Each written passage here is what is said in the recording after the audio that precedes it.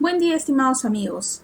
El día de hoy vamos a empezar con el diplomado de tributación. Les damos la bienvenida a nombre de Perú Contable.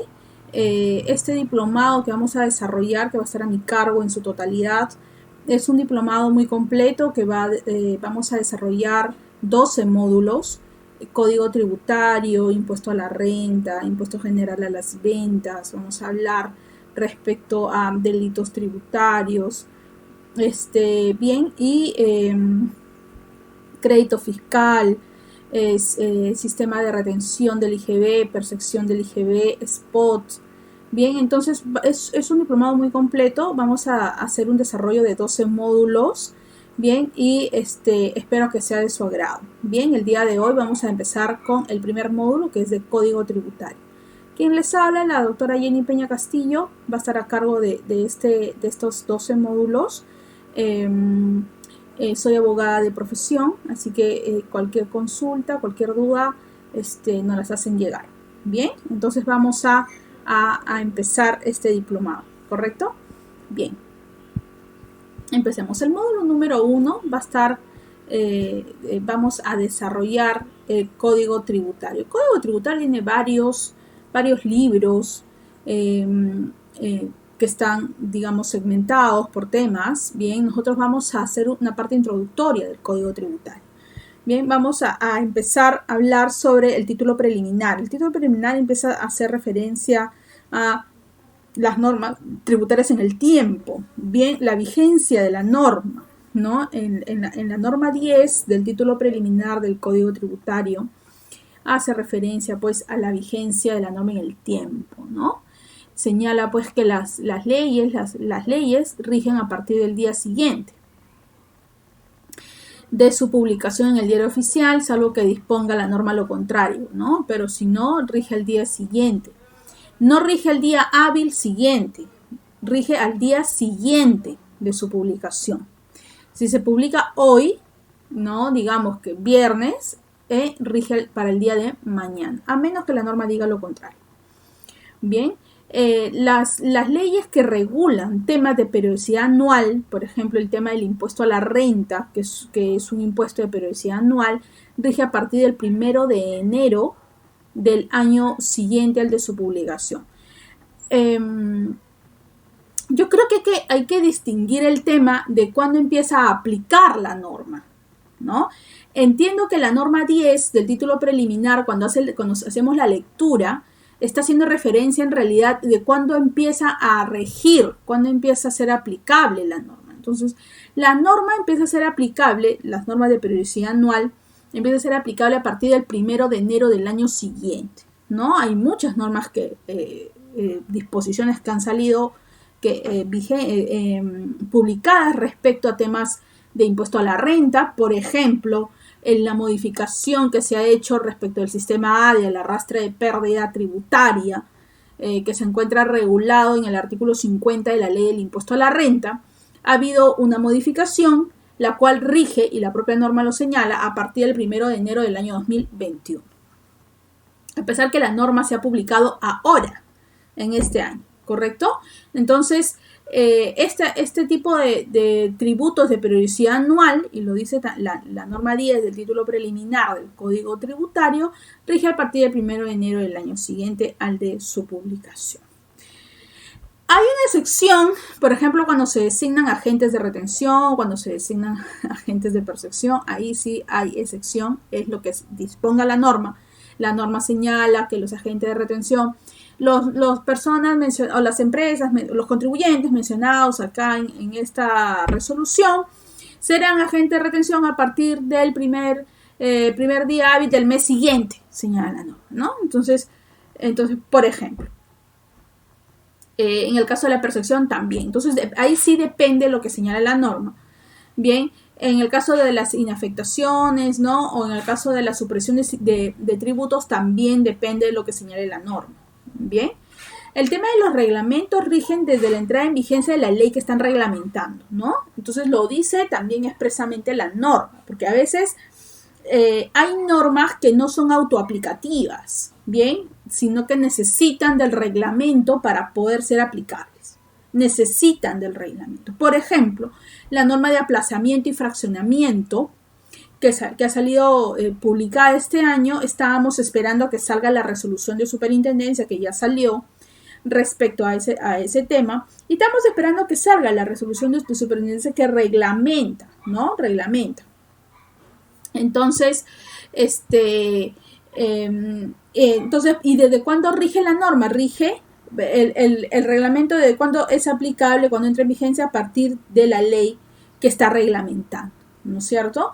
Entonces, es lo que señala la norma 10 del título preliminar respecto a la vigencia de la norma tributaria. Hay normas que son autoaplicativas, no necesitan de reglamento para ser aplicables, se pueden aplicar por sí solas, y hay otras que sí necesitan del reglamento para que puedan ser aplicables. Entonces, cuando sale el reglamento, cuando se publica el reglamento, ya recién son aplicables, ¿no es cierto?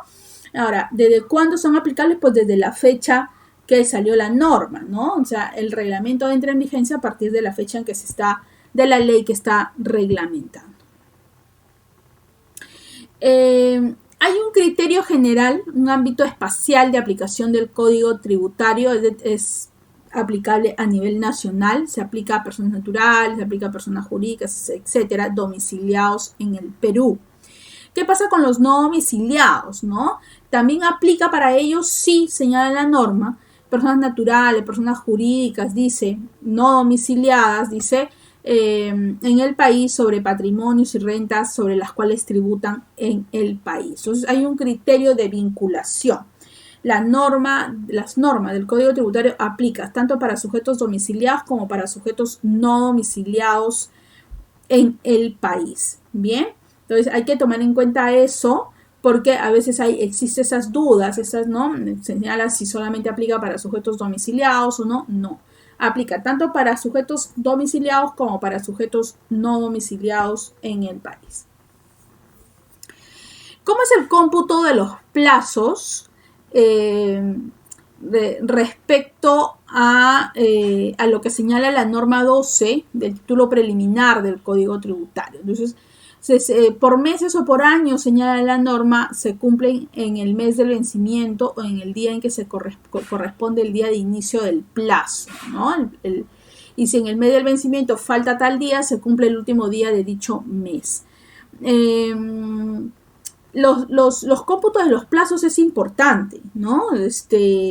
Por ejemplo, el tema de los 45 días hábiles para procedimientos no contenciosos, ¿no? ¿Cómo se cuenta, ¿no? Entonces, en ese caso se cuenta por día, son 45 días hábiles, se entenderán referidos días hábiles, dice la norma, ¿no? Entonces, un día inhábil se prorroga hasta el primer día hábil siguiente.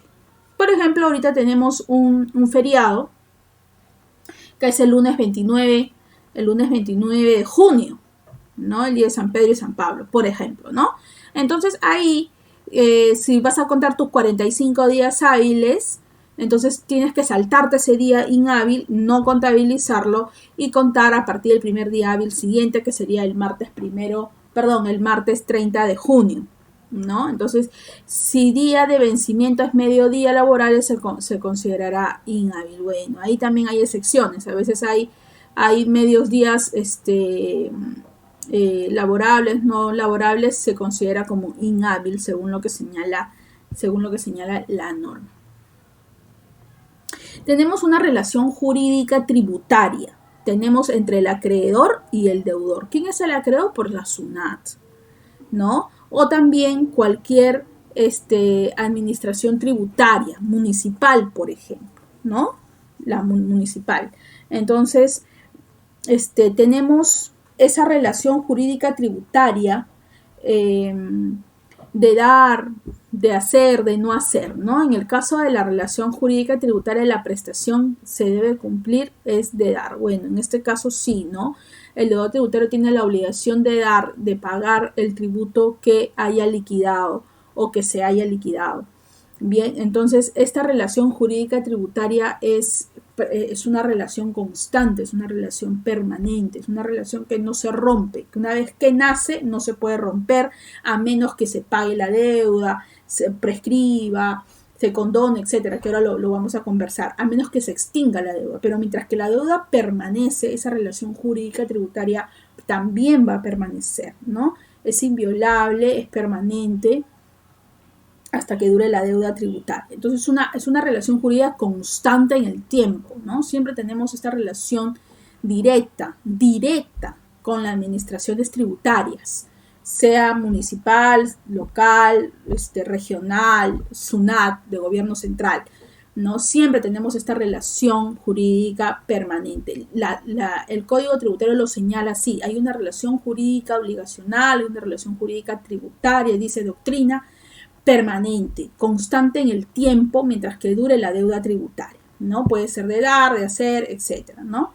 Entonces, tenemos un sujeto activo, tenemos un sujeto pasivo ahí en ese caso, tenemos una prestación tributaria que va de por medio, que es el tributo, ¿no? Entonces, está el contribuyente y está el Estado, ¿no? Entonces, el Estado como sujeto activo y el contribuyente como sujeto pasivo, y están las prestaciones tributarias constantes entre estos dos sujetos, ¿no? Que hace que se mantenga esa relación jurídica tributaria en el tiempo. Mientras que tengamos prestaciones tributarias pendientes, pagos que hay que hacer, siempre va a haber esta relación jurídica, siempre va a permanecer, ¿no? Siempre va a permanecer. Entonces tenemos el sujeto activo, tenemos el sujeto pasivo y tenemos la obligación tributaria en el tiempo que está, digamos, uniendo a estos dos sujetos, ¿no? Ahora, ¿qué cosa es una obligación tributaria? ¿No? Dice la norma, el artículo 1, imagínense, ahí empieza el Código Tributario hablando de la obligación tributaria, hablando de esta relación jurídica tributaria entre las partes. ¿Qué cosa es la obligación tributaria y cuándo nace la obligación tributaria? ¿No? Bueno, la obligación tributaria señala la norma que es un vínculo de derecho público entre el acreedor, entre el deudor, ¿no? Que está regulado por la ley y que tiene como objetivo el cumplimiento de la prestación tributaria que puede ser exigible coactivamente, ¿no? Entonces es un vínculo, señala, ¿no? Es un vínculo de derecho público entre acreedor y deudor. Tiene por objeto el cumplimiento de la prestación tributaria. Claro, la relación tributaria, ¿por qué existe? Porque tiene como objetivo el que el deudor cumpla con la prestación tributaria, ¿no? Ese es el objetivo. Ahora, ¿cuándo nace esta obligación tributaria? ¿No? ¿Cuándo nace? ¿Cuándo ocurre? ¿Cuándo aparece? ¿No? Haciendo, una vez que nazca la obligación tributaria, haciendo que existe esta relación jurídica tributaria entre las partes. ¿Cuándo nace esta obligación tributaria? Pues va a depender de cuando nazca la obligación tributaria. En el IGB nace en un supuesto, en el impuesto a la renta nace en otro supuesto. Entonces, ¿cuándo nace esta obligación tributaria entre las partes? ¿No? Pues, algunas puede estar establecida por la ley, otra está establecida, pues, está siempre establecida por la ley en realidad, ¿no? Y puede ser exigible coactivamente, ¿no? Bien, ahora, sí, hay dos tipos de obligaciones tributarias. La principal, que es el pago, pues, del tributo, pero también hay obligaciones tributarias formales. Por ejemplo, los agentes de retención, ¿cuál es su obligación tributaria formal? Retener, actúan como agente de retención, igual el agente de percepción, etcétera, ¿no? Igual si es que está sujeta a la detracción, una operación, por ejemplo, hay una obligación tributaria formal de por medio, ¿no? Entonces hay la obligación de presentar declaraciones juradas, determinativas, informativas, la obligación de llevar los libros. Hay una obligación tributaria formal y está también la obligación tributaria principal, que es el pago del tributo, ¿no? Permitir el control de la administración tributaria, por ejemplo, es una obligación tributaria formal, ¿no? Entonces, hay obligaciones tributarias sustancial, que es el pago del tributo, que es la que mantiene esta relación jurídica tributaria principal constante y permanente, y está la obligaciones tributarias formales. Bien, entonces tenemos el sujeto activo, que es SUNAT o cualquier acreedor como les señalaba, de municipal, por ejemplo, y tenemos también el sujeto pasivo, ¿no? El sujeto pasivo, que somos nosotros, que es el contribuyente, pero también hay responsables solidarios, ¿no? Entonces, está el acreedor tributario junto a su relación con el deudor tributario. Entonces, es el obligado al cumplimiento de la prestación tributaria frente al acreedor. Punto. Ese es el sujeto pasivo, que puede ser el contribuyente, que puede ser el responsable solidario, pero en sí, en general, es el deudor tributario, es aquel que está frente al acreedor tributario, al que tiene la obligación de cumplir con la prestación tributaria. Acreedores, como yo les decía, puede ser regional, central, local, bien, cualquiera de estos sujetos son acreedores tributarios. Los deudores tributarios, vuelvo a repetir, es el contribuyente en prima fase o si no el responsable solidario también del pago, ¿no? Los agentes de retención y los agentes de percepción por obligación, por ley, tienen esta categoría. La SUNAT los hace actuar como agentes de retención, agentes de percepción, ¿no? Tienen una función pública, es cierto, tienen el contacto directo con un importe dinerario de propiedad del contribuyente, ¿no? Entonces, en ese caso, es responsable solidario, ¿no? Entonces, en realidad, él no es contribuyente, fíjense la diferencia, ¿no? Él no es contribuyente de la deuda tributaria o de la obligación tributaria, él es responsable solidario. Es agente de retención porque por ley lo han nombrado agente de retención y tiene pues esta relación. Entonces forma parte de la relación jurídica y tiene la relación frente al acreedor tributario de efectuar la contraprestación, ¿no? No como contribuyente, sino como responsable. Tanto el agente de percepción como el agente de retención, ¿no? Entonces, hay esta responsabilidad solidaria, ¿no es cierto? Lo que tiene que quedarse claro respecto a la responsabilidad solidaria es que no excluye de la obligación tributaria al destinatario legal del tributo. La norma no utiliza esta palabra destinatario legal, en realidad lo señala doctrina, habla de destinatario legal porque está hablando específicamente del contribuyente, que es el primer obligado, el real obligado, ¿no?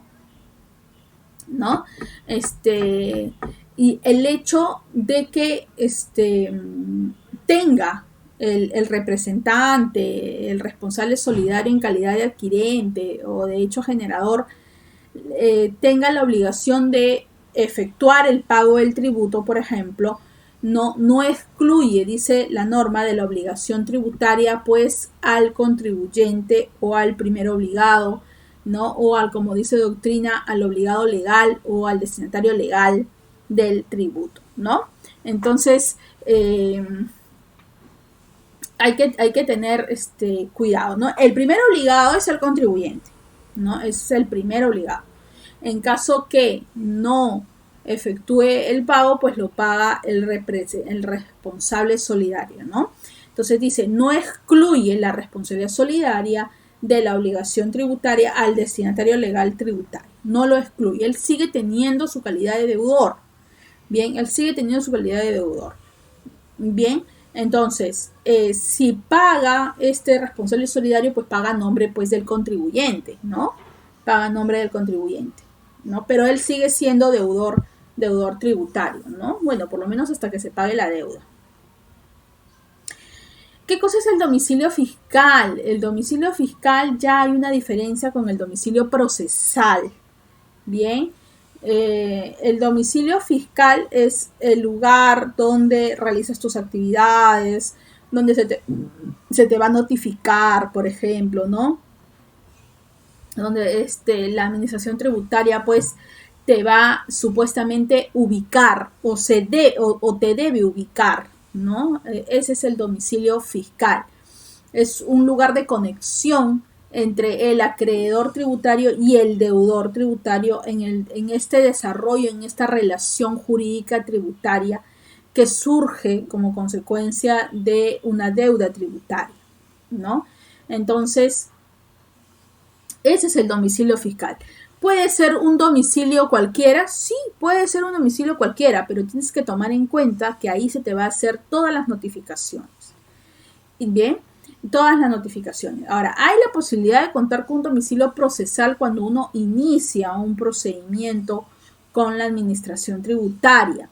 Bien, sí, lo tendrías pues que especificar y decir que ese es tu domicilio procesal. ¿Y qué cosa es la diferencia con el domicilio fiscal? El domicilio procesal solamente sirve para el proceso en específico, ¿no? Para notificaciones, cosas que se puedan desarrollar durante el procedimiento. Entonces, durante ese momento es que se te va a notificar en el domicilio procesal. Ahora, eso no exime que no se te notifique en el fiscal. En el domicilio fiscal también se te puede notificar. Bien, ahora, también ocurre, y ocurre mucho dentro del procedimiento de ejecución coactiva, que el domicilio fiscal ya no viva el contribuyente. En la realidad ocurre mucho, ¿no? La gente no actualiza su domicilio, bien, y la administración tributaria, puede ser SUNAT, puede ser municipal, pues tiene un domicilio fiscal válido, porque ese es el que es, el que es válido frente a la SUNAT, frente al acreedor tributario. Sin embargo, la persona ya no vive ahí, ya no se ubica ahí, ¿no? Entonces, pero como no ha hecho el cambio, ¿no? Mientras que no haga el cambio para el acreedor tributario, ese domicilio fiscal es válido. Pero ya en el domicilio fiscal pues vive otra persona, Juan Pérez, ¿no? Digamos. Entonces, ¿qué es lo que hace Juan Pérez? Le comunica pues al acreedor tributario y le señala pues que esta persona, el contribuyente, ya no vive ahí. ¿Qué es lo que puede hacer y está permitido dentro del procedimiento de ejecución coactiva, por ejemplo? ¿Qué es lo que puede hacer el acreedor tributario? Puede notificarle de manera alterna a otros domicilios, a otros domicilios alternos. ¿No? Puede de repente buscarlo en la RENIEC y de repente tiene otro domicilio, o no sé, hacer un trabajo de investigación y ver más o menos dónde puede ubicarse esta persona. Y puede notificar de manera alterna, pero lo que no puede hacer nunca es dejar de notificar en el domicilio fiscal, porque el domicilio fiscal es válido siempre, ¿no? Mientras que el deudor tributario no cambie de domicilio fiscal, la administración se encuentra en la obligación de notificar en el domicilio fiscal que el deudor tributario ha declarado. Eso no se puede dejar de hacer. Y no se puede dejar de hacer no solo porque la ley lo prohíba, ¿no? Sino porque también si se deja de notificar en el domicilio fiscal, esas notificaciones no serían válidas. 1, 2, dejaría de prescribir. ¿Me dejó entender?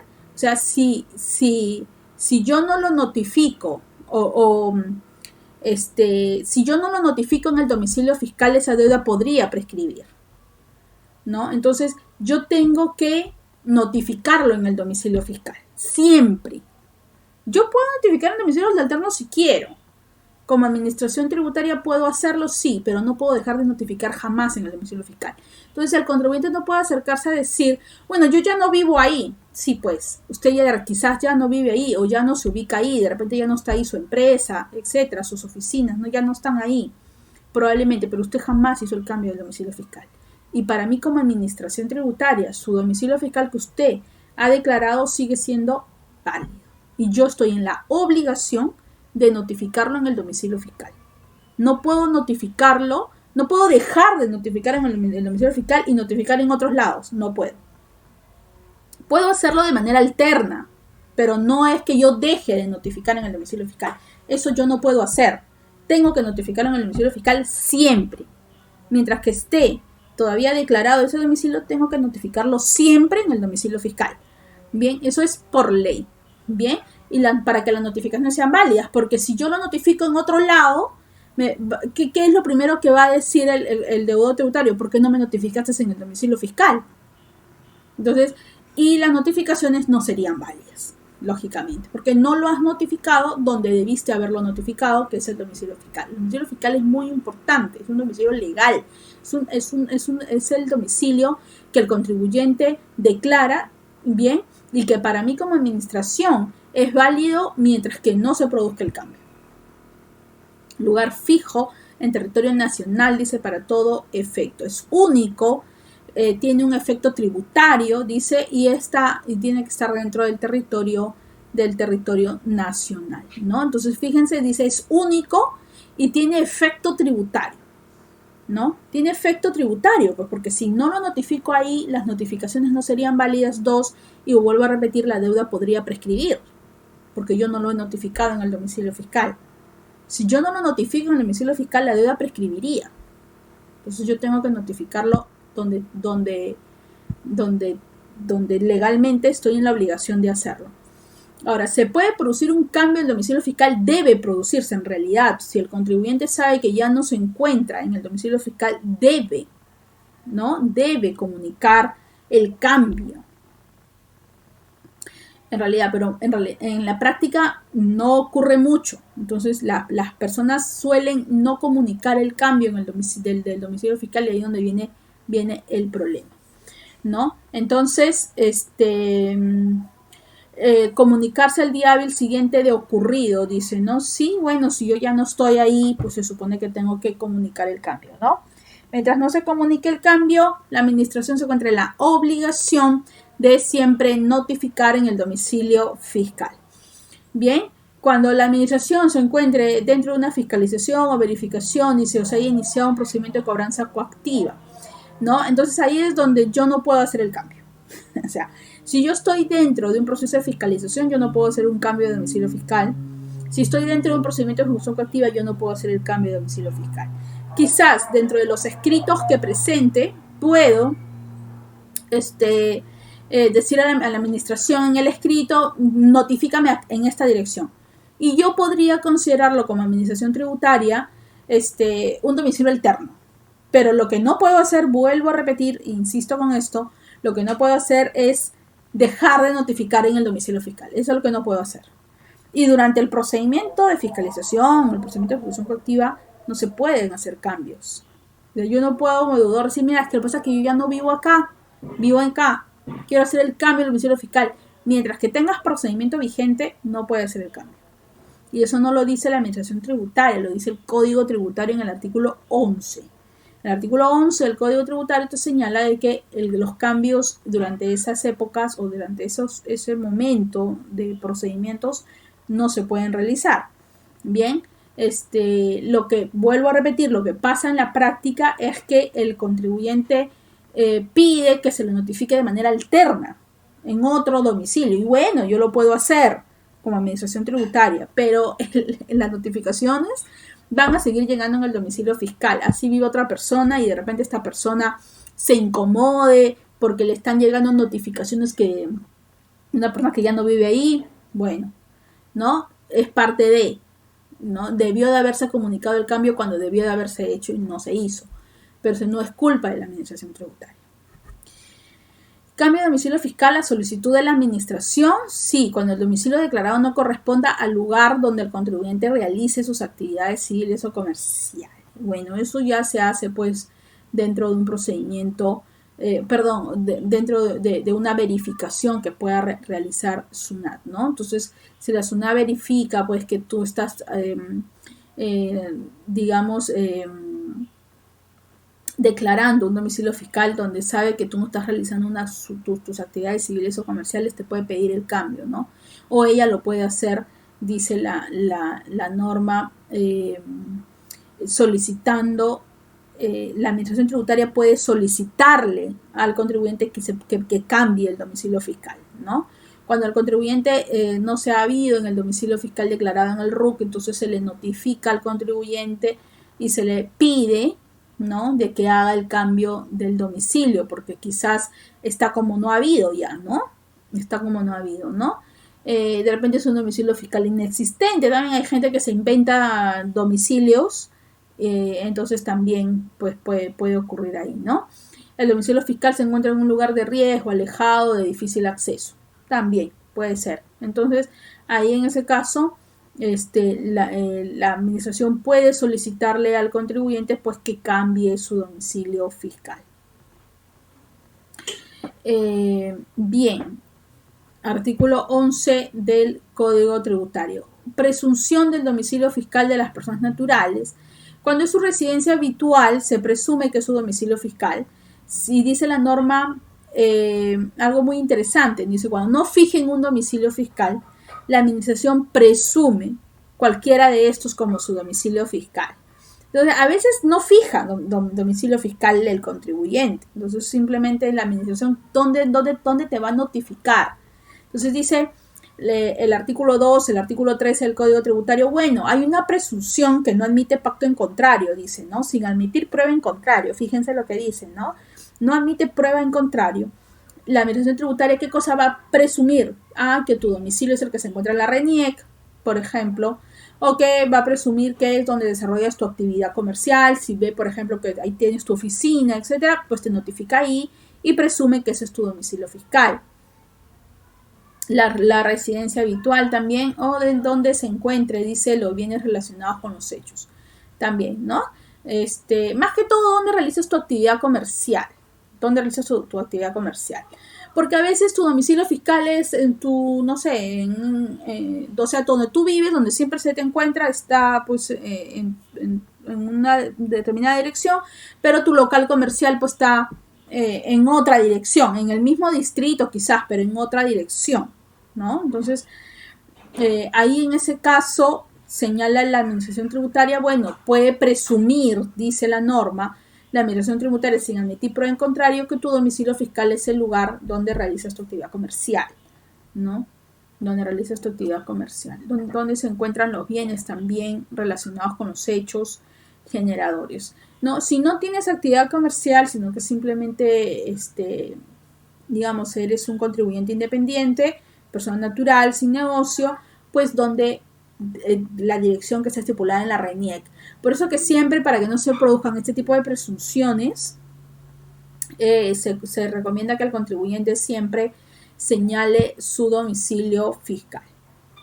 La presunción del domicilio en el caso de personas jurídicas donde realizas tu actividad principal, eso es obvio, bien, donde se encuentre su dirección o administración efectiva, también dice, ¿no? De repente está la oficina principal, ¿no? Entonces ahí se presume pues que esa es tu dirección. Si no hay o es inaccesible, digamos, ya es en el domicilio del representante legal, ¿no? Y también se va a entender, sin admitir prueba en contrario, que ese es el domicilio fiscal.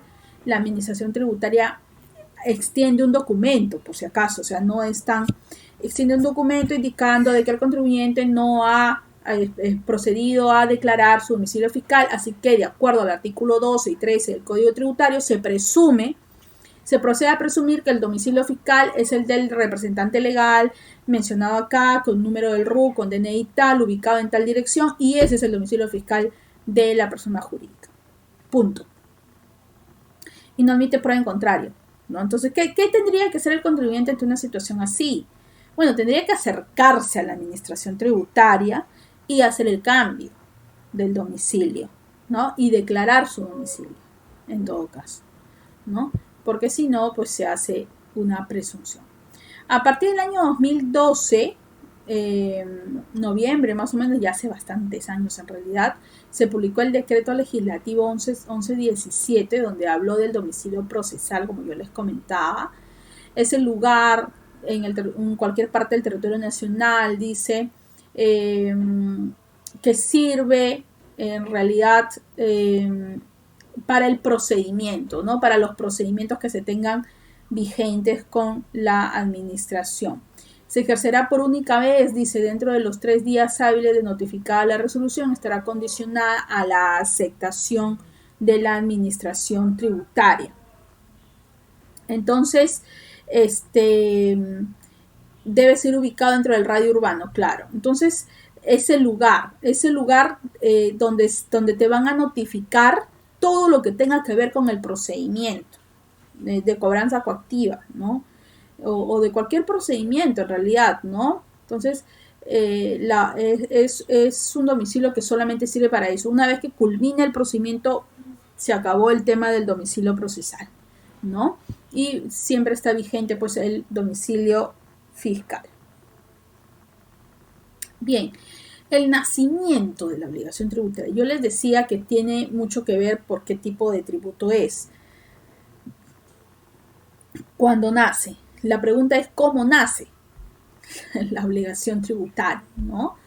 Bueno, está esta relación que yo les comentaba, jurídica tributaria del Estado con el deudor tributario, ¿no? Esta relación permanente, constante, en el tiempo, mientras que dure o esté vigente la deuda tributaria. Mientras que esté la prestación de tributaria vigente, va a existir esta relación jurídica tributaria.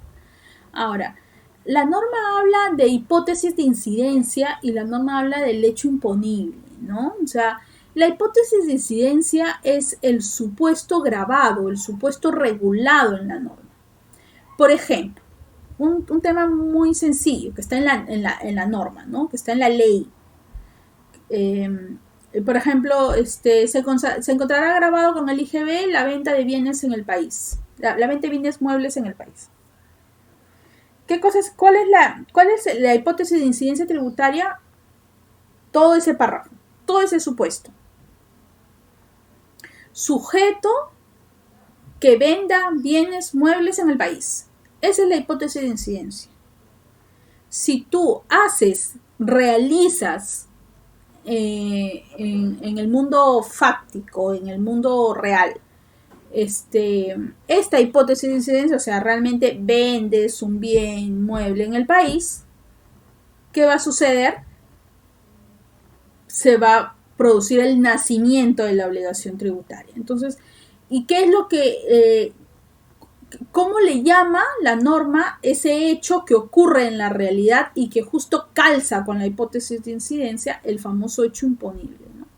Es el hecho real, ¿no? Que calza exactamente con la descripción de la hipótesis de incidencia, ¿no? Entonces, la hipótesis de incidencia es sujeto que vende en el país, sujeto con actividad empresarial, ¿no? Que vende en el país un bien mueble, ¿no? Sujeto que vende en el país un bien mueble. ¿Tú vendes en el país bienes muebles? ¿Vendes en el país bienes muebles constantemente, permanentemente? ¿Eres un sujeto con actividad empresarial?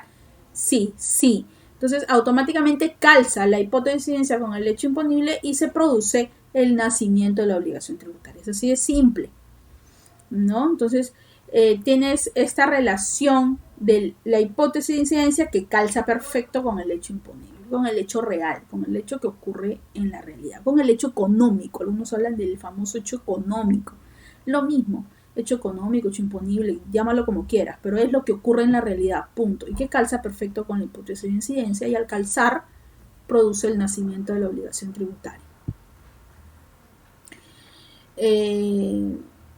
Se produce este hecho generador. Algunos hablan del hecho generador también, ¿no? El que vende, el que presta servicio, ¿no? Por ejemplo, ¿no? Entonces ahí nace la obligación tributaria. Automáticamente nace la obligación tributaria. Algunos creen que nace la obligación tributaria con la emisión del comprobante de pago. Es en realidad lo que ocurra primero, dependiendo, y si estás dentro de lo que es la ley del IGB, ¿no? En la ley del IGB, cuando dice en la venta de bienes muebles, y estamos hablando del artículo 9 de la ley del IGB.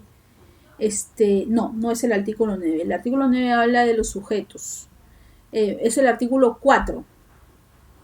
El artículo 4 de la ley del IGB dice nacimiento de la obligación tributaria. Nace la obligación tributaria en el caso de la venta de bienes muebles, ¿cuándo? ¿No? Dice, cuando entregas el bien o cuando te pagan, lo que ocurra primero, ¿no? Entonces, claro, al momento que entregas el bien, se supone que tienes que ser un sujeto del IGB, entregas el bien, pues nace la obligación tributaria. Ahora, eso hay que calzarlo con el reglamento de comprobante de pago, que te dice en el reglamento de comprobante de pago que cuando debes emitir el comprobante, bueno, debes emitirlo cuando entregas el bien o cuando te pagan. Es lo mismo. Entonces, nace la obligación tributaria y te encuentras en la obligación de emitir el comprobante de pago. Pues hay gente que no lo emite, ¿no? Puede ser, o lo estás emitiendo con atraso. Bien, bueno, si lo emites con atraso es otro tema. Pero, ¿cuándo nace la obligación tributaria? Con la entrega del bien. Si yo te entrego el bien hoy y te emito el comprobante el 4 de julio, ¿cuándo nació la obligación tributaria? hoy, porque se ha producido la entrega del bien. Entonces, no confundamos cuando nace la obligación tributaria legalmente y cuando yo emito el comprobante de pago, que puedo emitirlo con atraso. Claro, en el mundo ideal, yo emito el comprobante de pago en el momento que entrego el bien. Yo entrego el bien y emito el comprobante. Ese es el mundo ideal, ¿no? Que ocurre, ¿no? Pero también puede ocurrir que yo emita el comprobante de pago después, ¿no? ¿Puedo emitirlo después? Sí, se puede emitir después, por X razones. Porque se me cayó el sistema de la SUNAT y no pude emitir el comprobante de pago, lo emití el 4 de julio, puede ser. Pero cuando nació la obligación tributaria con la entrega del bien. Ahí nace la obligación tributaria. ¿Por qué nace la obligación tributaria ahí? Porque calzó la hipótesis de incidencia con el hecho imponible. Calza y nace la obligación tributaria en una fecha determinada. Bien, claro, en el mundo perfecto coincide con la emisión del comprobante de pago, debería coincidir si calzamos el artículo 4 de la ley del IGB con el artículo 5 del reglamento de comprobante de pago. Pero en la práctica puede ocurrir que no coincida. Entonces, no confundamos la emisión del comprobante de pago con el nacimiento de la obligación tributaria, porque hay en varios supuestos todo el tiempo, y todo el día pasa, y todo el tiempo pasa, que no coinciden. Bien, entonces el nacimiento de la obligación tributaria es un hecho real. Entonces, ¿cuándo yo debo tributar? Pues cuando nace la obligación tributaria. Entonces, ¿cuándo debo registrar esa venta? Pues en junio. De ahí es donde ha ocurrido. Yo tengo que pagar IGB ahí y tengo que pagar renta también porque ya se devengó el ingreso, ¿no? No tiene nada que ver con la emisión del comprobante de pago. No necesariamente. No necesariamente. Bien, entonces hay que ocurren cosas también de ese tipo en las que pues lamentablemente hay supuestos en las que no se puede emitir el comprobante de pago cuando se supone debí de haberlo emitido. Bien, entonces ese es el famoso nacimiento de la obligación tributaria. Bien, ahora el acreedor a la cual se le ha delegado la facultad de recaudar. El acreedor tiene varias facultades, tiene facultad de fiscalización, tiene facultad de verificación, y tiene la facultad de recaudación, y gracias a esa facultad de recaudación tiene la obligación de abrirte procedimiento de ejecución coactiva, ¿no? De ahí nace el tema de abrir procedimiento de ejecución coactiva por esa facultad de recaudación que tiene el acreedor. Entonces está facultado legalmente a exigirle pues al deudor al cumplimiento del pago. Es cierto, ¿no? Claro, dentro del procedimiento de ejecución coactiva, dentro de un procedimiento legal, dentro de un procedimiento ordenado, dentro de un procedimiento que digamos, ayude y proteja al derecho de defensa también del contribuyente. No es tampoco abrir el procedimiento por abrirlo, ¿no? Hay un proceso, o sea, hay una regulación que el acreedor tiene que cumplir. Bien, entonces, pero sí, está en la obligación de exigirle el pago de la deuda tributaria ya nacida al deudor tributario, pero tiene que nacer la obligación tributaria. Pues si no nace la obligación, pues yo no tengo como agente acreedor tributario la obligación pues de exigir nada, ¿no? Porque no ha nacido nada, tiene que nacer primero la obligación tributaria. Se produce el nacimiento y recién ahí es exigible la obligación tributaria. Ahora, uno puede decir, Jenny, pues son dos momentos distintos, sí, pero uno requiere del otro. Son dos momentos distintos. Es verdad, son dos momentos distintos. Una cosa es el nacimiento de la obligación, otra cosa es cuando es exigible la obligación tributaria, ¿no? Entonces, ocurren en momentos diferentes sin duda, ¿no? Por ejemplo, un ejemplo clarísimo de la diferencia de momentos, de cuándo nace o cuándo es exigible, pues son dos momentos distintos. Nace la obligación tributaria en el momento que yo vendo. Si yo vendo hoy, tanto, junio, 26 de junio del 2020. Vendo hoy. ¿Cuándo es exigible? ¿Cuándo es exigible la obligación tributaria? Bueno, yo tengo un plazo para presentar la declaración tributaria mensual, en este caso, ¿no? De acuerdo al último dígito del RUT, pues se ha postergado, ¿no? Entonces, es la declaración mensual, estoy pensando en renta, es una de la declaración mensual PT 621, ¿bien? Pero yo tengo plazo para presentar la declaración jurada determinativa. ¿Cuál es mi plazo máximo? No puede ser el 5 de julio, 10 de julio, 15 de julio, cuál es mi último dígito del RUT. Voy a poner cualquier fecha, 10 de julio. 10 de julio del 2020. Entonces, yo tengo todos estos días para presentar la declaración. Ese es plazo máximo. Yo tengo todos estos días para presentar la declaración. Cuando yo la presento dentro de mi plazo máximo, digamos el 8 de julio, mi fecha de vencimiento es el 10, pero digamos que la presenté el 8 de julio, estoy dentro del plazo. Una vez que yo presento la declaración, ahí recién es exigible la obligación tributaria. Una cosa es cuando nace y otra cosa es cuando es exigible. Bien, entonces pueden ocurrir dos cosas. Que yo presente la declaración dentro del plazo 8 de julio y vencí el 10, pero yo presenté el 8 y es exigible ¿desde cuándo? ¿Desde cuándo es exigible la obligación tributaria? La obligación tributaria es exigible desde el momento de la presentación de la declaración. El segundo supuesto es que yo presente fuera del plazo o que yo no presente la declaración. Pasó el 10 de julio, 12 de julio, 13 de julio, no presenté. ¿Desde cuándo es exigible? Desde el 10 de julio. Desde el 10 de julio ya es exigible esa obligación tributaria, ¿no? Entonces, son dos momentos diferentes. En el nacimiento es porque hay este match que hace el hecho generador con la hipótesis de incidencia.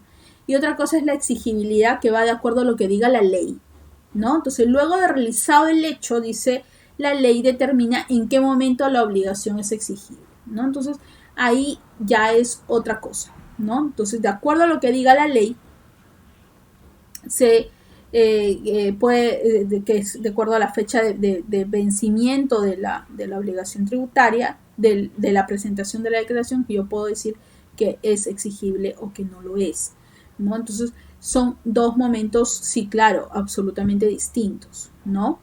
Dice, ¿no? La obligación tributaria, ¿cuándo es exigible? Cuando deba ser determinada por el deudor tributario, por ejemplo, la declaración jurada anual del impuesto a la renta, la declaración mensual del IGB, desde el día siguiente al vencimiento del plazo fijado por la ley, o a partir del 16º día del mes siguiente del nacimiento de la obligación tributaria, también, ¿no? Entonces hay que ver el cronograma, ver cuándo te toca. Estoy poniendo el ejemplo del plazo, ¿no? Por ejemplo, si yo presenté la declaración, pues a partir de la fecha de que yo presenté la declaración, desde ahí es exigible, ¿no? Y para las que no han presentado la declaración, a partir del día siguiente al vencimiento del plazo, sería a partir del 11 de julio, digamos, ¿no? Siguiendo nuestro ejemplo, ¿no? Y cuando deba ser determinada por el acreedor tributario desde el día siguiente al vencimiento del plazo para el pago que figure en la resolución de determinación, ¿no? A partir del 16º también del día de su notificación. Hay impuestos que son determinados por el acreedor, como por ejemplo el impuesto predial. Ese no lo determina el deudor tributario, lo determina el acreedor. La municipalidad te dice cuánto tú tienes que pagar, ella ya lo determinó. Y lo mismo pasa con los arbitrios municipales, ¿no? El arbitrio municipal también es determinado pues por el acreedor tributario.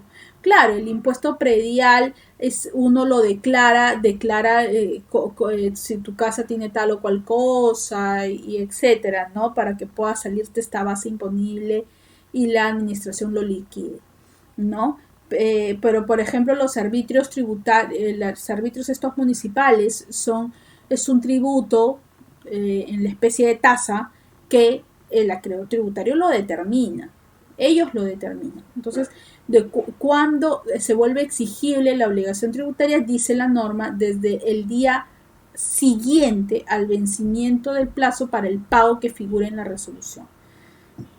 Estos arbitrios se pagan pues de manera mensual, ¿no? Entonces, por ejemplo, los arbitrios del mes de enero es exigible a partir del día siguiente, o sea, el 30 de enero, digamos, del vencimiento del plazo, ¿no? 30 de enero, a partir del día siguiente ya es exigible, ¿no?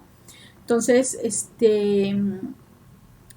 así. Entonces, hay impuestos o hay tributos que son determinados por el deudor tributario y hay tributos que son determinados pues por el acreedor tributario. Se puede transmitir la obligación tributaria, se puede transmitir a sucesores o adquirientes a títulos universal, se puede transmitir o no.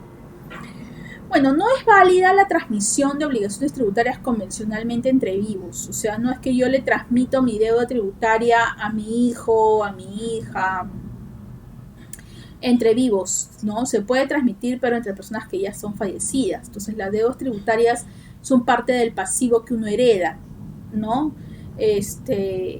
¿No? O sea, si mi padre dejó una deuda tributaria, yo la heredo, sí, es parte del pasivo, ¿no? No se transmiten a los legatarios. ¿Qué cosa es un legatario? Que es diferente a lo que es un heredero, ¿no? Es un adquirente a título particular. El heredero es un adquirente a título legal, ¿no? Por ley tú eres un heredero, ¿no? El legatario es por testamento, o sea, a dedo, vamos a decir así, ¿no? O sea, yo tengo un solo hijo y tengo 2 propiedades, entonces yo quiero dejar un testamento, dejo un testamento en la que la casa 1 se la dejo a mi heredero, a mi hijo, tal, ¿no? Y la casa 2 se la dejo a mi legatario, tal, ¿no? Tengo esa posibilidad, claro, teniendo un testamento. Claro, si yo fallezco sin testamento, el heredero universal de todo, o sea, es pues mi heredero legal, que sería mi hijo, que es el único hijo que tengo. No tengo legatarios, ¿no? Legatario es el que adquiere a título particular, el que le dejaron, digamos, sin ser, digamos, un heredero forzoso, consanguíneo, no sé, le dejaron un legado, ¿no? Le dejaron un legado. De repente yo le quiero dejar la casa a mi amigo, le quiero dejar la casa, no sé, a mi amiga, etcétera, ¿no? Eso es un legatario. Entonces, las deudas tributarias no se transmiten al legatario, pero sí se le transmite al heredero, ¿no? El heredero responde por las deudas solo hasta obviamente donde alcance los bienes heredados, ¿no? Más allá ya no, pues, ¿no? Ya no. Hay formas de extinguir la obligación tributaria, sí, hay varias, ¿no? La más común es el pago, que puede ser fraccionado, puede ser al contado.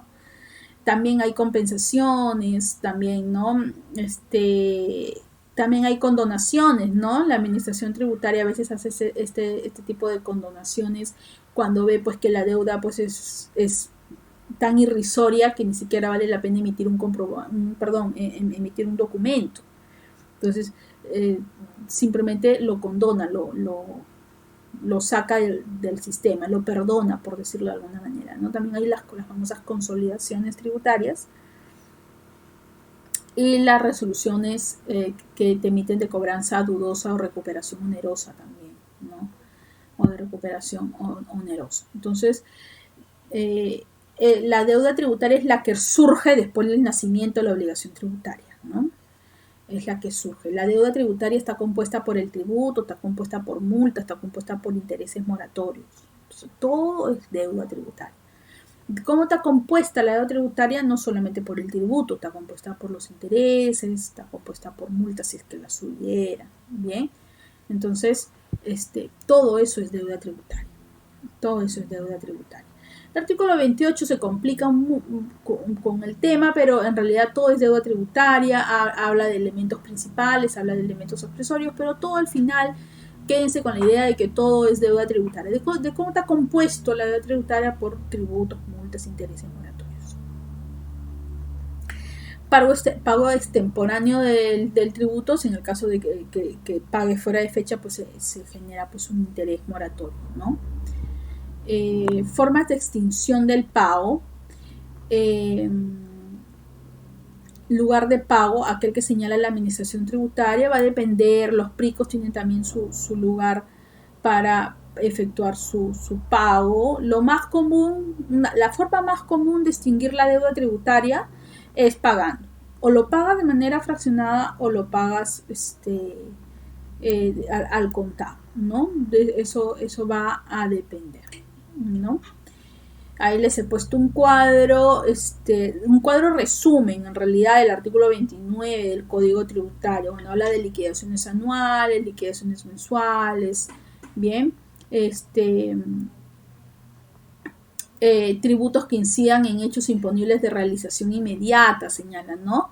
Entonces, las percepciones, las retenciones, va a depender de lo que disponga o de lo que se disponga en la norma, ¿no? Entonces, eso es lo que señala en lo que son los plazos de pago, ¿no? Puede ser, sí, puede ser el representante o el tercero que termine pagando a nombre del deudor tributario. Formas de pago hay un montón, siempre hay que cumplir con la bancarización. Bien, con cheques, con notas de crédito negociables, tarjetas de crédito, etcétera, ¿no? También se produce la imputación de pago, es una operación que se realiza en aquellos casos en los cuales el monto pagado no alcanza a cubrir el íntegro de la deuda tributaria, ¿no? Entonces, sí puede ocurrir el tema. Primero, ¿qué es lo que imputa la deuda tributaria? Si es que se produce una imputación, lo computa primero sobre los intereses y luego recién sobre el tributo insoluto, ¿no? Siempre eso ocurre, ¿no? Que se produce la imputación. Hay una imputación de oficio, es decir, el deudor viene y cancela, ¿no? Cancela. Entonces, por ejemplo, la deuda es 10.000 soles y el señor cancela pues 8.000 soles. Esos 8.000 soles que no logra cubrir toda la deuda tributaria, sino solamente una parcial, ¿qué es lo que imputo primero? Primero, yo como administración tengo que aplicar lo que dice el Código Tributario en el artículo 31 y decir, ¿qué es lo que imputo primero? Imputo sobre los intereses, ¿no? Primero imputo sobre los intereses y luego imputo sobre el tributo insoluto o multas, ¿no? Y obviamente va a quedar una parte, pero siempre tengo que darle prioridad a los intereses. A eso se refiere el artículo 31 del Código Tributario cuando se produce un pago parcial, ¿no? Que no cubre toda la deuda tributaria. Entonces, si yo tengo 8.000 soles, yo como administración tributaria tengo 8.000 soles en la mano y yo veo que la deuda tributaria es 10, ¿sobre qué lo imputo primero? Sobre los intereses. Primero imputo sobre los intereses, y luego recién sobre el tributo o multa. Bien, es lo que señala la norma, ¿no? Entonces, orden de prelación para la imputación es ese. Ahora, si el deudor tributario sabe que me está haciendo un pago parcial, tiene que decirme sobre qué tributo y sobre qué periodo exactamente quiere que yo lo impute, ¿no? Si yo llego a la municipalidad, poniendo un ejemplo, y yo debo el predial del 2018 y el predial del 2019 y yo no le digo nada a la administración tributaria sobre qué imputa primero. Supongamos que yo no le digo nada, ¿no? Dice, si el deudor no indica el tributo del periodo sobre el cual se seguirán los siguientes pasos, tributo del mismo periodo, primero la deuda de menor monto y deudas de diferente vencimiento, la deuda más antigua. Tributos del mismo periodo. Entonces yo tengo el predial del 2018 y tengo el predial del 2019. Son tributos diferentes. Es el mismo tributo, pero de periodos diferentes. Y dice la deuda de diferente vencimiento. Ese sería el caso, ¿no? La deuda de diferente vencimiento. ¿Qué va a imputar primero? Si yo me quedo callado, simplemente pago y no le digo sobre qué deuda imputo. Sobre la más antigua. Sería sobre el predial del 2018, ¿no? El predial del 2018. Entonces, si yo tengo predial del 2018 y arbitrio del 2018, ¿no? Son tributos del mismo periodo. Primero voy a la deuda de menor monto, señala la norma, ¿no? Criterio del administrado, ¿no? Primero a deuda de menor monto, ¿no? Es lo que señala. Todo esto ocurre si es que el deudor tributario se queda callado y no dice nada. No dice sobre qué deudas quiere que le imputen, ¿no? Pero lo ideal que es que el deudor diga sobre qué deuda quiere que le imputen.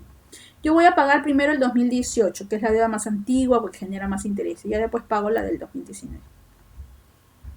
Bien, entonces tengo que siempre informar. Claro, si yo pago y no digo nada, entonces la administración tributaria, ¿qué criterio va a usar? Este criterio, ¿no? Va a usar este criterio, ¿no? Y va a ver sobre qué deuda va a imputar.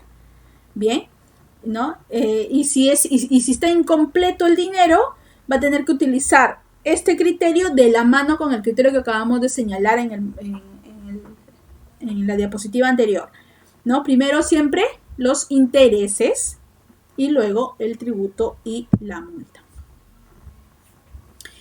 Bien, entonces ahí es el tema que señala el código tributario, ¿no? Y que es importante manejarlo, ¿no? La norma también habla de intereses compensatorios, moratorios. Ya sabemos todos, pues, que los intereses compensatorios son los intereses normales por el uso del dinero y los moratorios es los intereses que te cobran por pagar fuera de fecha, ¿no? Por el retraso, ¿no? Bien, entonces el cálculo de los intereses, eso sí ya es más para el tema de la administración tributaria. La suspensión de los intereses moratorios sí se suspende, tienen que suspenderse, ¿no? Mientras que yo estoy dentro de mi procedimiento contencioso tributario, mi recurso de reclamación que dura 9 meses para responderme, mi apelación que dura 1 año, durante ese periodo no me pueden cobrar intereses. ¿Cuándo me van a cobrar intereses? Pasado, digamos, la situación. Entonces dice, al vencimiento de los plazos máximos los cuales cuenta la administración para resolver el recurso. De ahí recién, ¿no? Es que se va a proceder al cobro del interés, ¿no? Entonces, al vencimiento del plazo máximo, recién se va a proceder a la suspensión de los intereses. Durante este periodo de los 9 meses para la reclamación y el año para la apelación, no hay problema, los intereses moratorios se van a ir generando. Pero si la administración se demora más en más de los 9 meses en responder y el tribunal más de 1 año en responderme, obviamente ese exceso de tiempo sí ya no me van a poder proceder a cobrar los intereses moratorios, sino se va a proceder a la suspensión del cobro, ¿no? O de la generación de estos intereses moratorios. Tiene sentido, ¿no? Porque ¿por qué el deudor tributario tendría que cargarse con pagar más intereses por la demora del acreedor tributario, ¿no? Entonces, porque si fuera así, el acreedor tributario se podría demorar la vida entera, ¿no? En responderme y yo tengo que estar, si es que me declaren improcedente, tengo que pagar un montón de intereses moratorios. No es justo.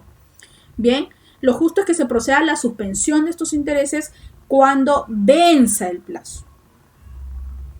Cuando vence el plazo. Una vez que vence el plazo, ¿no? Recién se procede, pues, a la suspensión de los intereses moratorios, ¿no? Entonces, hay que tener cuidado con eso. Hace sentido el artículo 33 del Código Tributario. En realidad es una modificación importante que creo que sí está bien que se haya realizado bien para el bien del deudor y para la premura del acreedor que tiene, pues, que responder dentro de los plazos que debe hacer. También hay otra facilidad de pago, fraccionar. Hay otro fraccionamiento que ahora ya tenemos vigente para este periodo de estado de emergencia que tenemos. Cuando uno aplaza, difiere el tiempo del pago, y cuando uno fracciona, pues implica pues fraccionar en partes iguales el pago, incluido intereses, para poder pagar pues de la mejor manera, ¿no? Entonces, el fraccionamiento con carácter particular, ¿no?, otorgado por la Administración Tributaria, es el regulado en el artículo 33 pues, del Código Tributario.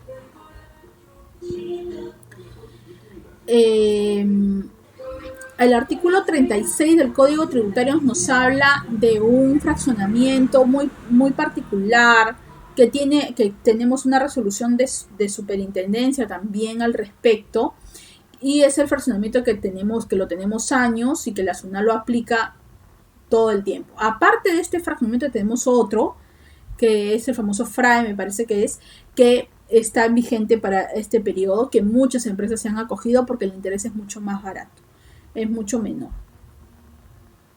Bien, en este fraccionamiento te piden fianza, te piden hipoteca cuando es un poco elevada la deuda, ¿no? Cuando es un poco elevada la deuda. ¿Se pierde el fraccionamiento? Sí, cuando uno deja de pagar 2 cuotas consecutivas, ¿no? Uno tiene 2 cuotas impagas, entonces en el caso del fraccionamiento tiene 2 cuotas impagas, entonces se produce la pérdida del fraccionamiento, ¿no? El aplazamiento también se puede perder cuando no pagas dentro del plazo que tú has señalado. Si yo aplacé por 1 mes, por 2 meses, y yo no pago la deuda una vez vencido este plazo, también pierdo mi aplazamiento, me cobrarán intereses desde el día, desde siempre, ¿no? Me cobrarían todos los intereses desde un inicio, ¿no? Desde un inicio. Entonces, ¿por qué? Porque estarías perdiendo el aplazamiento, ¿no? Hay pagos indebidos, hay pagos en exceso. ¿Qué cosa es un pago indebido? ¿Qué cosa es un pago en exceso? ¿No? El pago en exceso pues es pagar más de lo que debes pagar, ¿no? Mi deuda es por 10.000 soles y pagué por 100.000, me equivoqué, ¿no? Entonces hay un pago en exceso. Un pago indebido es cuando el contribuyente efectúa un pago respecto de una obligación que en realidad no le corresponde. Diferente, ¿no? Es diferente, ¿no? Entonces, yo, por poner un ejemplo, ¿no? A ver, yo pagué 2 veces IGB. Yo ahí no he pagado en exceso, en realidad, ¿no? Entonces, dejamos, el primer pago está bien porque es debido, yo debí, o sea, es una deuda tributaria que es mi deuda tributaria, pero pagarlo por segunda vez ya es una obligación que a mí no me correspondía pagar, ¿no? En realidad no corresponde pagar o cumplir con esta obligación tributaria y sin embargo lo cumplo, ¿no? Entonces es un pago indebido, no debí de haberlo pagado, ¿no? No debí de haberlo pagado. Otro ejemplo de pago indebido es, por ejemplo, cuando me efectúan una retención, si soy un sujeto no domiciliado, después nos dimos cuenta de que no debimos de haberle retenido. O sea, nunca nació la obligación tributaria, me equivoqué, el señor nunca generó renta de fuente peruana y sin embargo le retuve. Es un pago indebido, ¿no? Por ejemplo. No, es diferente el pago en exceso va por el tema de la cuantía, no va por el tema del nacimiento de la obligación tributaria. El pago indebido va por el nacimiento de la obligación tributaria, el pago en exceso va por la cuantía del monto, ¿no? Entonces es diferente. Periodo de cálculo de los intereses, el periodo comprende el día hábil siguiente, desde el día siguiente a la fecha del pago y la fecha en que se ponga a disposición del solicitante la devolución. Claro, tienen que devolverte la SUNAT, claro, tienen que devolverte, y obviamente con intereses, ¿no? Obviamente con intereses. Por ejemplo, cuando cuando presentamos las personas naturales nuestra declaración jurada de trabajo, y a veces la declaración jurada anual de renta de trabajo, y te sale un impuesto, un saldo a favor. Quiere decir que te han retenido de más, ¿no? Sí deberían haberte retenido, pero cuantitativamente te han retenido de más, entonces tú pides devolución. Esa devolución se produce ¿te tienen que volver con intereses? Sí, claro, tienen que volverte con intereses, ¿no? Tienen que volverte con intereses. La compensación también es otra manera, pues, de extinguir, pues, ¿no? La deuda, ¿no? Esa es otra manera también, ¿no? Puede ser, pues, que se produzca una compensación automática, es cierto.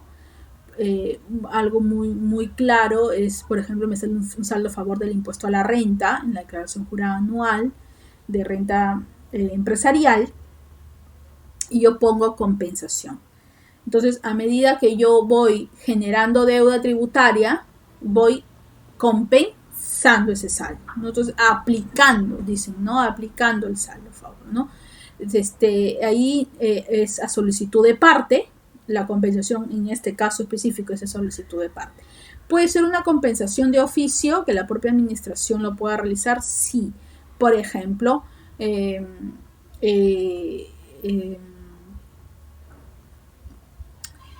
un ejemplo puede ser el tema de estos ingresos en recaudación que tiene la administración tributaria en la detracción. Estos ingresos en recaudación a veces se producen las compensaciones automáticas. No, perdón, las compensaciones de oficio, ¿no? También son de parte, son de oficio, ¿no? Las famosas imputaciones, en realidad, ¿no? Entonces, ¿qué es lo que hace la administración tributaria? Lo que hace es ir imputando, ir compensando, en realidad, imputa, ¿no? Y lo hace de oficio, ¿no? Verifica en el sistema qué deuda tributaria está ya exigible. Para eso tiene que emitirse una orden de pago, una resolución de determinación.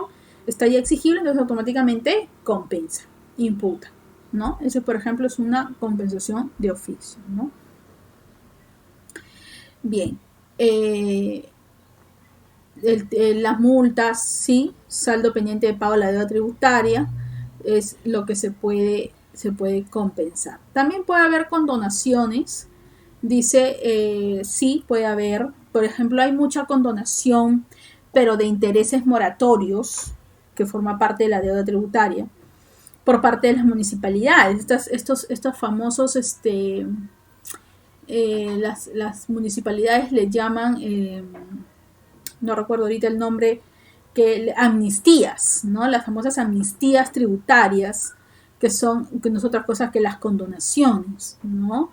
Puede hacerse, claro, en norma expresa o con norma con rango de ley, saca una ordenanza a la municipalidad señalando que se procede con la amnistía de los intereses moratorios y sanciones, que no sé qué, ¿no?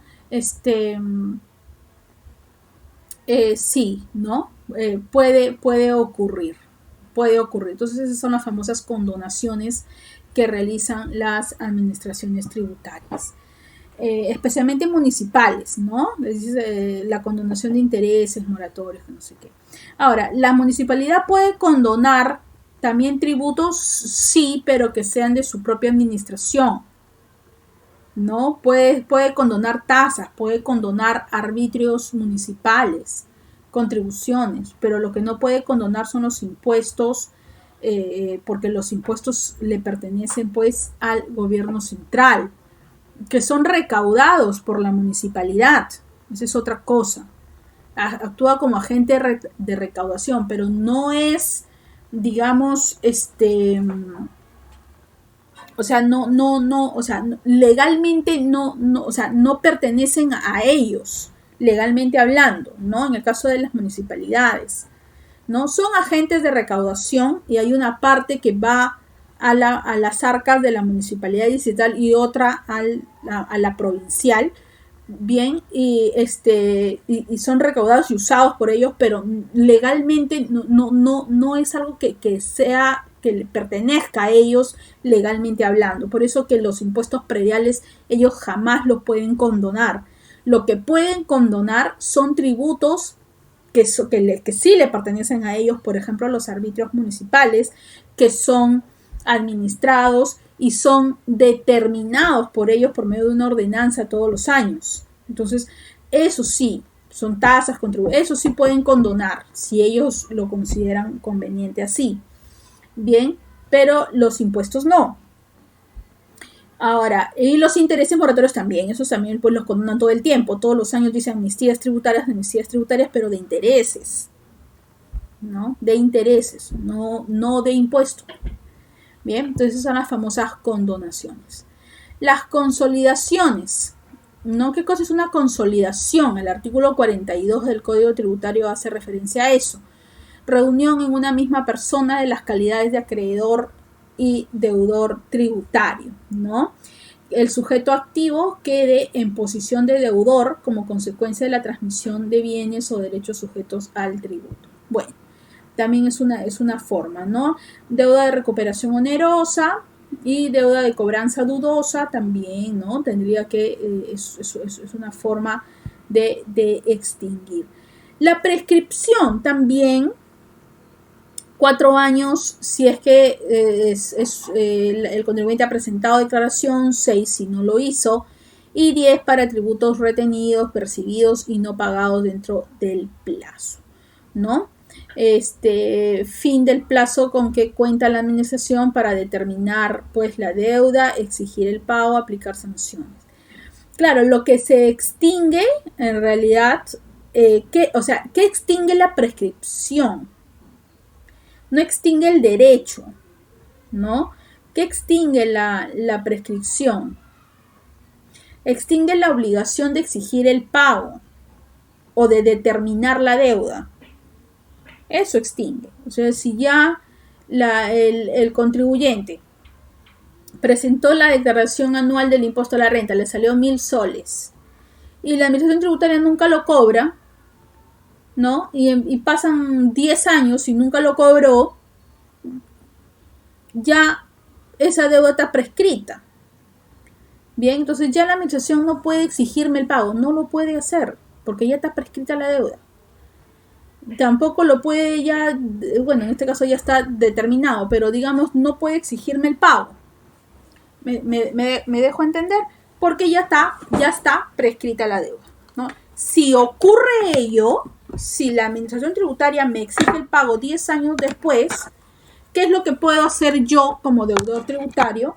Solicitar la prescripción y decirle a la administración tributaria, tú ya no me puedes cobrar esa deuda, porque la obligación de exigirme el pago ya prescribió. Así de simple, ¿no?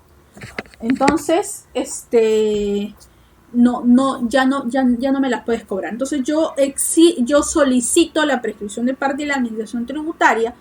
Tendrá que evaluar, verificar, ver que nunca se le notificó al deudor tributario, por lo tanto nunca se interrumpió la prescripción y que por lo tanto tiene razón y yo ya no le puedo exigir el pago de la deuda tributaria porque ya está prescrita. Está prescrita el derecho, el deber que tengo yo de exigir o la obligación que tengo yo de exigir. Ya no tengo esa obligación, ya se extinguió, ¿no? El otro supuesto es que yo, por mutuo propio del contribuyente, veo que me están cobrando y yo voy y lo pago. ¿Ese pago es correcto? Sí, es correcto. ¿Por qué? Porque la deuda se ha mantenido, es vigente, y porque el derecho se ha mantenido. Bien, entonces yo después decir, uy, la deuda está prescrita y la pagué, voy a exigir que me devuelvan. No, ya no. Porque tú has sido por mutuo propio y has pagado. Vuelvo. ¿Por qué ocurre esto? Porque la prescripción extingue la obligación de exigir el pago, no el derecho. El derecho está vigente, el derecho está ahí, no ha muerto, por decirlo de alguna manera, ¿no? Entonces, hay que hacer una evaluación. Sí, la administración tributaria tendría que evaluar y ver si realmente prescribió o no prescribió. De repente ha pasado 10 años, pero se le ha ido notificando. Entonces ha ido interrumpiendo el plazo prescriptorio. Entonces, en realidad, el plazo nunca se ha cumplido, los 4 años, los 6 años, lo que fuere, ¿no? Dependiendo. Entonces, mi deber, mi obligación de exigir el pago es correcta. Entonces, yo puedo seguir exigiéndote el pago si quiero, pero hay que evaluar, pues, el tema de de la interrupción o de la suspensión del plazo. Bien, la prescripción solo puede ser declarada a pedido del deudor. Precisamente es por eso, porque el derecho no se extingue, ¿no? Entonces, si yo veo que me llega una notificación de una deuda del año 2000 y nunca me la notificaron, y yo tengo conocimiento de que ya está prescrita, yo solicito la prescripción. Yo tengo que solicitarlo. O sea, no es que prescriba de la nada. O sea, no es que simplemente no, tengo que solicitar la prescripción, bien, para que se cumpla con la formalidad y tener un documento, una resolución que digan sí, tu deuda está prescrita. Bien, claro, es una resolución que no es constitutivo, no es declarativo en realidad, porque la deuda ya está prescrita, ¿no? O sea, no es constitutivo del derecho, vamos a decir así, no es declarativo, ¿no? ¿Puede oponerse en cualquier estado del procedimiento? Sí, en cualquier momento, siempre y cuando tú sepas que la deuda realmente está prescrita. Y el pago voluntario de la obligación prescrita no da derecho a devolución, ¿no? Hay que tomar en cuenta eso. ¿Desde cuándo se computa el término prescriptorio? ¿No? Desde el 1 de enero del año siguiente a la fecha de vencimiento de la presentación de la declaración jurada anual. ¿Cuándo vence la presentación de la declaración jurada anual? Y voy a poner un ejemplo bien simple. La declaración jurada anual del año 2019. ¿Cuándo vence? ¿Cuándo vence la presentación de la declaración? Bueno, se ha prorrogado, ¿no? Hasta agosto, ¿no? Ya, vamos a contar agosto del 2020. Dice del año siguiente a la fecha de vencimiento. ¿Cuál es el año siguiente a la fecha de vencimiento? 2021. Ya. Se cuenta a partir del 1 de enero del 2021 respecto de la deuda del año 2019. Bien, entonces cuento a partir del año 2021.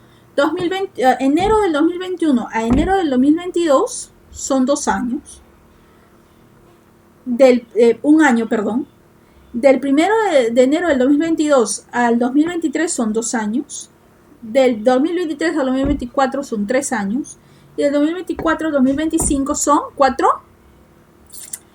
4 años. Entonces, el 1 de enero del año 2025, a partir de ahí, es que la deuda está prescrita. Del 2025. Una deuda del año 2019. Así se cuenta, ¿no? Siguiente a la fecha, dice a partir del 1 de enero siguiente a la fecha en que la obligación sea exigible respecto a tributos que sean determinados por el deudor tributario, ¿no? Entonces, ahí sí no importa si es mensual o es anual, ¿no? Entonces, si es un tributo que es determinado por el deudor tributario, dice que se cuenta a partir del 1 de enero siguiente a la fecha en que la obligación sea exigible. Vuelvo a repetir, es lo mismo. De la presentación de la declaración jurada, ¿se acuerdan que les comenté que una cosa es la exigibilidad y otra cosa es el nacimiento? Entonces, ¿de cuándo es exigible? A fecha del vencimiento de la presentación. A partir de siguiente, 1 de enero siguiente a la fecha. O sea, el 1 de enero del año 2021. Dice, 1 de enero siguiente a la fecha del nacimiento de la obligación tributaria, respecto de tributos no comprendidos en el inciso anterior. Son tributos que no son determinados pues por el deudor. Por ejemplo, los arbitrios. Es un ejemplo muy claro en realidad, ¿no? Entonces,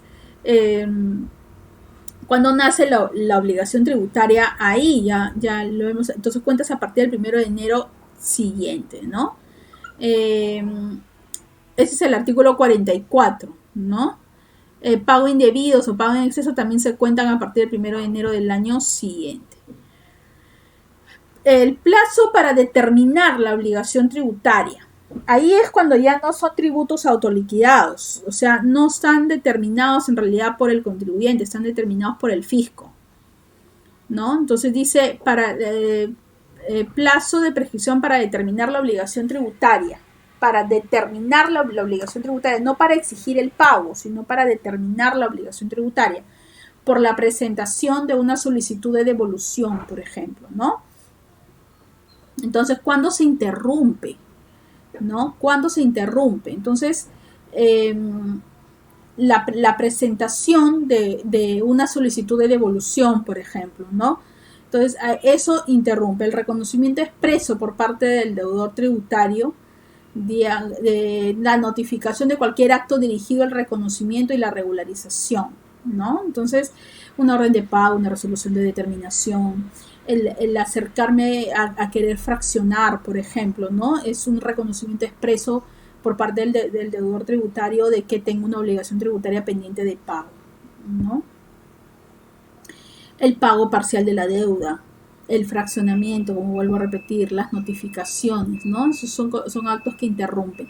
Obviamente, notificaciones bien hechas, ¿no? Porque las notificaciones mal hechas no interrumpen el plazo prescriptorio. Entonces, tiene que ser bien notificado. Y tiene que ser notificado en el domicilio fiscal, ¿no? Por la solicitud de un fraccionamiento, ¿no? La notificación de una resolución de pérdida de fraccionamiento también interrumpe el plazo, ¿no? Todos los actos que ocurren dentro del procedimiento de ejecución coactiva también interrumpe el plazo. Para aplicar sanciones también, por la presentación de una solicitud de devolución. Entonces, son actos que prescriben, hacen que la deuda, digamos, que el plazo prescriptorio se interrumpa, ¿no? Reconocimiento expreso de la infracción, ¿no? Yo me acerco y señalo de que cometí la infracción, tal, entonces lo abono, lo pago, lo fracciono, lo que fuere, ¿no? O hago pagos parciales también, ¿no? Entonces, esos son los plazos. ¿Cuándo se suspende el plazo prescriptorio? Una cosa es interrupción del plazo, que yo tendría que volver a contar desde cero, ¿no? Porque es como poner una tijera, digamos, en el hilo corto y tendría que contar de nuevo de cero los 4 o los 6 años, lo que fuere, ¿no? En cambio, la suspensión no. Con la suspensión yo no voy a perder lo que ya adquirí, ¿no? De repente ya pasó 2 años y se suspendió el plazo. No voy a perder esos 2 años, ¿no? Entonces voy a seguir contabilizando. La contabilización continúa, no se interrumpe. Por ejemplo, durante el trámite de un procedimiento contencioso. Durante el plazo que dure, puede durar 2 años de repente el procedimiento, entonces durante ese plazo se suspende, ¿no? Se suspende el plazo, ¿no? La tramitación de un procedimiento contencioso, la solicitud de una compensación en la que estoy esperando que me respondan, bien, mientras durante el lapso que dure tu condición de no habido. Por eso es importante tu condición, tiene que estar habilitado, porque si tú estás como no habido, entonces se va a suspender el plazo prescriptorio. Y eso es muy interesante, y iba un poco la lógica de por qué es importante notificar en el domicilio fiscal a efectos de que no digamos, no prescriba la deuda. Y va un poco con la lógica de este punto de la suspensión. Porque si yo siempre te notifico en el domicilio fiscal, como administración tributaria soy diligente y siempre te voy a notificar en el domicilio fiscal, esa deuda nunca va a prescribir. Y obviamente notificaciones bien hechas y en el domicilio fiscal. Entonces nunca va a prescribir. Bien, y el deudor tributario puede decir, no, es que yo ya no vivo ahí y de repente estás en la condición de no habido. Eso no interesa.